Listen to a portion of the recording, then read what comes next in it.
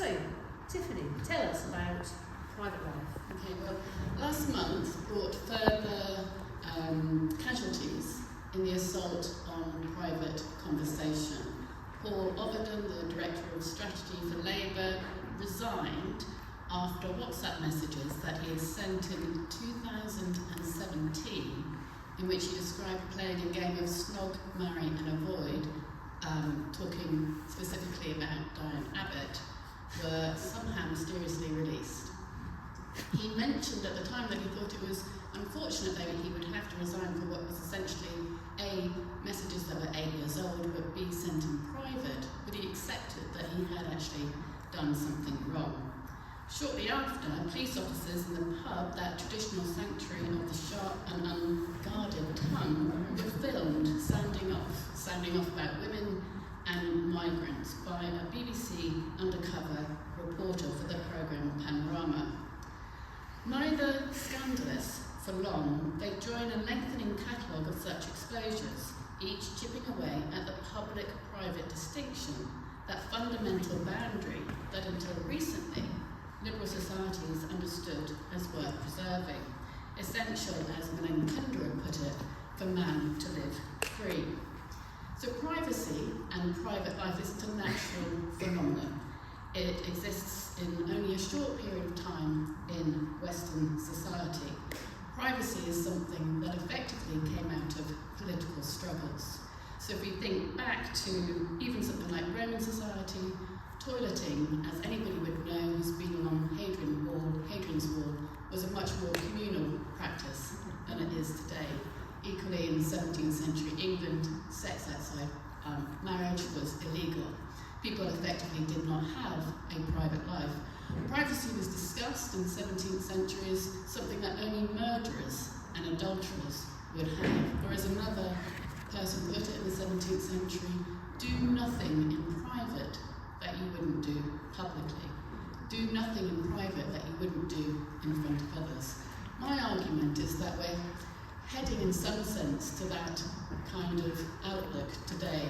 I think of something like the Leveson Inquiry in 2011, when Paul McMullen, the News of the World journalist, put it, privacy is for pedos only. Or Eric Schmidt, who basically said, if you're doing something you need to hide, maybe you shouldn't be doing it anyway. So I think we all have something to hide, whether we are scumbags or not, and we need to sort of bring back that border. What I try and do in the book is look at how that border arose, as well as what removed it. I argue that it kind of arose almost accidentally. It wasn't that people were in search of privacy. I think in a way they found it frightening. But it arose out of a twofold process in Europe.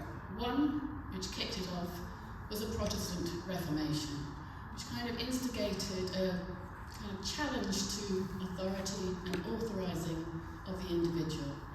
Equally, the kind of focus on scripture and interiority, I think, contributed to the development of an inner life. But Protestants and Puritans in particular were not respecters of private life. They invaded it constantly and expected, in a way, a higher moral standard in private than previous religious authorities did. What you had in England was quite exceptional, and that was a flip-flopping in a time of public conformity between religious faith, between Protestant, Catholic, a little bit more Protestant, during which time everybody had to publicly conform. And they found that very hard. So what they effectively did was make a split in their minds between what they said publicly and what they said privately, in a time when that was pretty much verboten. In fact, they write about it. They write about making a declaration, an oath under Henry VIII to him, but privately, they're still with the Bishop of Rome. That led to what we call toleration, where effectively the religious diversity and fractiousness was confined to a private realm. It wasn't like a kind of positive case for a private realm, it was more like a pragmatic, tactical way of dealing with diversity, fractiousness. But very quickly, some of the debates that took place in the 17th century about why people should follow their own faith emigrated from religion to intimate life. So come the 18th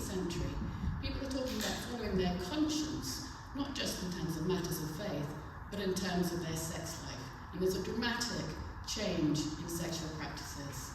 This, I think, is the most interesting time, and a model, if you could go back, which you can't, but a model for what Adam Ferguson called the age of separations. There was a development of a public life, coffee houses in which people could talk and exchange information. The accidental collapse of the Licensing Act did mean a kind of free press began. Newspapers were published. There was a discussion in that time about public opinion. The key point here being public life forms at the same time as the private life forms. So as public life is being formed over here, you have private life being formed. That takes physical form, so rooms with particular purposes. The corridor is introduced. If you think about what it would have been like before, say you're a servant and you're carrying your chamber pot of your master, it can now be rerouted through the corridor and away from their noses and their eyes. But it was probably the invention of the novel that really gave birth to the ideals of private life. Novels like Robinson Crusoe by Daniel Defoe, and also Pamela by Samuel Johnson, by Samuel Richardson. Rousseau obviously also gets a look in. What you have here is the values of the private world, sort of emotion, the inner self, the heart, being kind of imprinted on the page and given kind of authority. So public life and private life form in relation to each other, and both kind of have their own rules and conventions, and they need each other, if you like, but they need to be kept separate. I think what we're seeing now is a kind of dissolution of that age of separations. Intimacy floods the public realm, whether it's Harry's autobiography or a couple I write about in the book, Joe Gow and Carmen Wilson, who put their sex life, they're liberal professors in the States, they put their sex life out onto OnlyFans and then Pornhub, and are surprised when it becomes a public scandal. But I spoke with them about it, and they describe it in these terms. They say, we're doing nothing wrong, we've got nothing to hide, we love each other.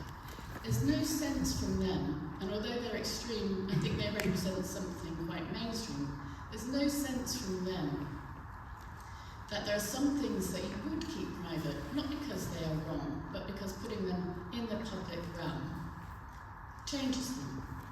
It changes them.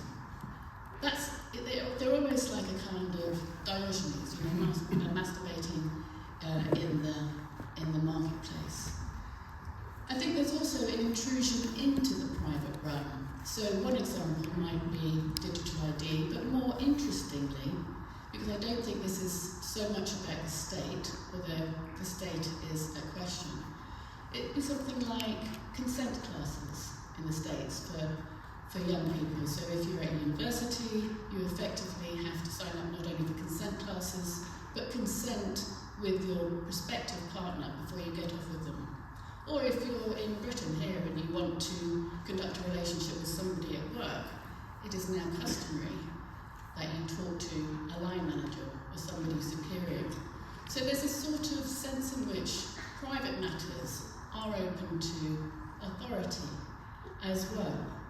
I think this is a problem for a number of reasons. One, I think we need a private life because we need to develop our own thoughts, to develop our inner life, sometimes to say bad things, to kind of have a time off from public life. We need it for intimacy. We need it to have that sort of space where people can know what we're really like, and not everybody has to know, but we can trust them to do that. And we need it for public life, to be better public citizens. Now, the discussion that we have today about privacy is very, very narrow. It's often confined to data. And this really develops in the 1970s. So people start talking about information and digital, and then they start talking about the internet eroding privacy. I think that's both historically inaccurate and points the finger at the wrong place. And I also think it's a very narrow definition of privacy. So many of the developments that we see today, the kind of more emotional, outward-looking society, developed before Mark Zuckerberg was a twinkle in his mother's eye. I'll give you one example, which you may be familiar with, and that was a TV programme run by the documentary maker called Paul Watson. It was called The Family, and it started in 1973. And he filmed this family living in Reading above a greengrocer's. And in the first episode, he says to Margaret Wilkins, who is the matriarch of the family, this is going to be a tremendous invasion into your privacy.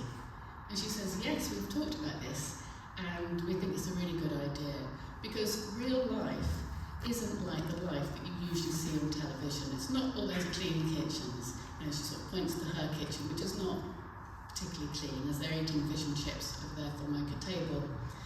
And she talks about it in terms of authenticity, both that this is much more authentic and real, but also there's this kind of sense in which the public world that is usually depicted in people's lives is inauthentic, wrong. It's kind of false and fake and phony. So I think there's a kind of disillusionment, really, with the public, and a kind of desire to show everything, to let it all hang out, to be real.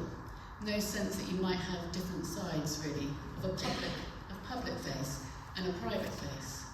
There's also another development that I think is important, and that was political developments. So the New Left in particular, and then radical feminists, talked about something called the person as political. They didn't see that change could come so much from taking chairmen off the boards and replacing it with women, or with kind of material structures, but more within the home, more within the private world. And they argued to open up the private world. Catherine McKim later argued that privacy is basically a law for men to beat women one fist at a time. She's not entirely wrong. Privacy has and does protect bad people doing bad things. But nonetheless, the gaze there was to open up the private world. So for me, the problem isn't so much the internet or digital. It's defending a space where we can be in private, away from both the state but also public scrutiny. And that comes not through arguing over data or digital rights, but really by arguing for a new age of separations.